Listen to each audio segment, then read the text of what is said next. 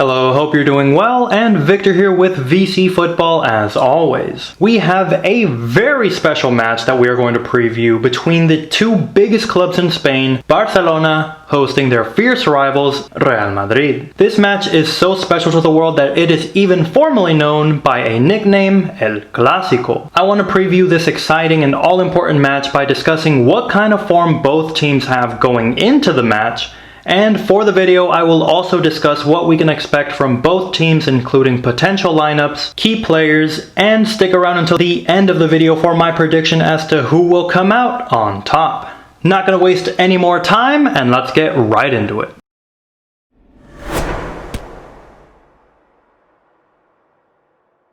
Starting things off here with the visitors in Real Madrid, and there is just no way to sugarcoat it. Los Blancos have had a rough past week. They have lost in their last two matches, which includes a 0-1 defeat to newly promoted Cadiz in La Liga, which was then followed by a 2-3 defeat against Shakhtar in the group stage of the Champions League. Just want to take a moment here, and if you're enjoying the video, be sure to give me a like as it helps support the channel. And in case you have not heard, I have a very exciting $100 Visa gift card giveaway going on right now. I'm going to leave a link in the description to the video that has all of the entry requirements, and I will leave a tag here as well, so be sure to not miss out. I do believe it is worth mentioning that the game against Cadiz was right after the international break, and this could explain why the team looked incredibly fatigued, especially in the first half, but this is no excuse. Los Blancos then had an opportunity to bounce back in their next match against Shakhtar,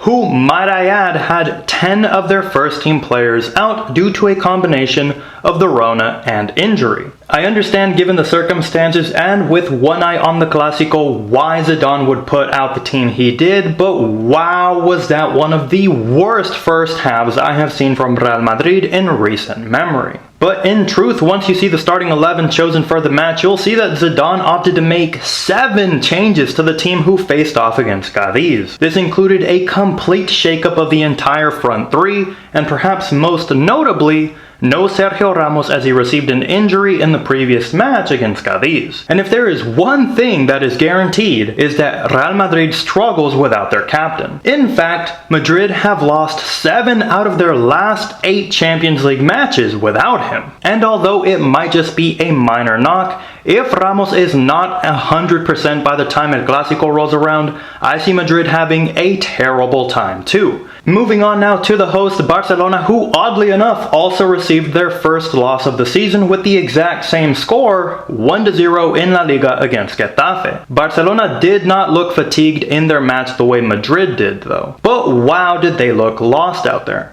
Primarily up front, where we saw Griezmann take over the center forward position he has been clamoring for, and we also saw the return of Dembele on the left flank. However, both of the French World Cup winners underperformed in this match against Getafe, with Dembele looking a bit rusty after being out for so long, and Griezmann missing a clear opportunity in the first half, which cost the Blaugrana dearly. But probably one of the most telling things about this match, and perhaps one of the most concerning, was just how at a loss Koeman seemed as to what to do when his team was losing. The team completely lost all shape, and Koeman just seemed to throw on attacking player after attacking player with no real strategy in mind. Changes were made in their next match against Ferencváros, however, and unlike Madrid, Barcelona took advantage of this chance to bounce back, and they did in style. Koeman continues to use his preferred 4-2-3-1 formation and switched up the offense while keeping the defense untouched. Altogether, Koeman made 4 changes to his starting 11, and the match ended 5-1. And that was with Barcelona being with 10 men after Piqué was sent for an early shower. All in all, it is clear that Barcelona's offense is starting to click, with the youngsters doing their part as well. Ansu Fati, Pedri, and Trincao all looked great in this Champions League match and played like they had been there and done that several times before. I will say the only criticism I have of Barcelona is their defense, which still looks very shaky, with Piqué being the poster child of the older and slower section of the squad. Now that we've discussed the forms of both teams, let's talk about how I think each team should line up for El Clasico. Starting off with the visitors in Real Madrid, I do not see any reason why Zidane should switch from using his usual 4-3-3 formation, but honestly I feel like the key player to keep an eye on is Ramos in that back line. If Ramos does start in this match and if he is not at 100%, Real Madrid is going to be a underdog big time. Ramos just has a presence and a leadership style that just resonates throughout this entire team. Without Ramos in the starting 11, I just see Barcelona completely demolishing this Madrid squad. Unfortunately for Madrid, they really don't have a lot of options in terms of offense.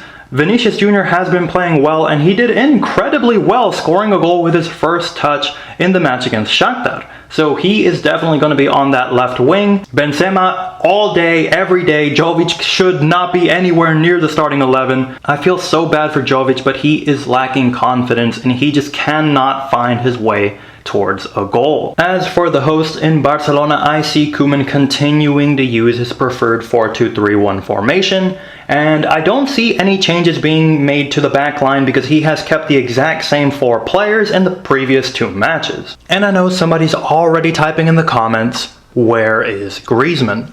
And I hate to say it, but Griezmann should not start in El Clasico for Barcelona. When Barcelona played Ferencváros in the Champions League without Griezmann, they played some of their best football they have played all season. Messi was playing so much better without Griezmann getting into the same areas that he loves to be in. Griezmann is a great player with plenty of quality, but he does not fit into this Barcelona squad or their style of play.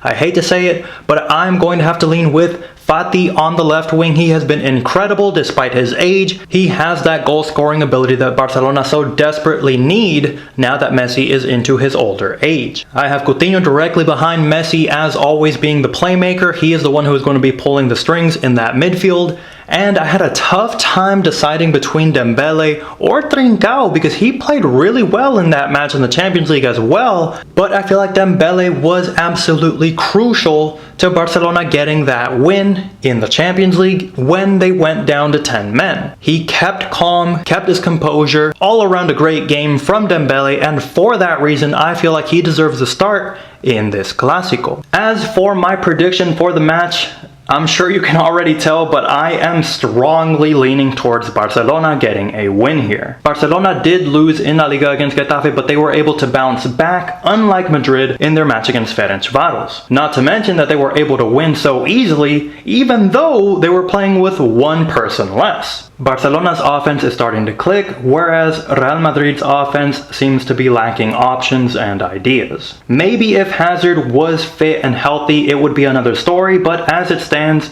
I have Barcelona as a strong favorite in this season's first Clasico. Do you agree with my lineups? Do you agree with my prediction? Let me know who you think will come out on top in the first Clasico of the year. As always, thank you so much for making it until the end of the video. If you enjoyed the video, be sure to give me a like, subscribe so you don't miss out on our future content. Be sure to enter that $100 Visa gift card giveaway. And as always, I will catch you in the next one.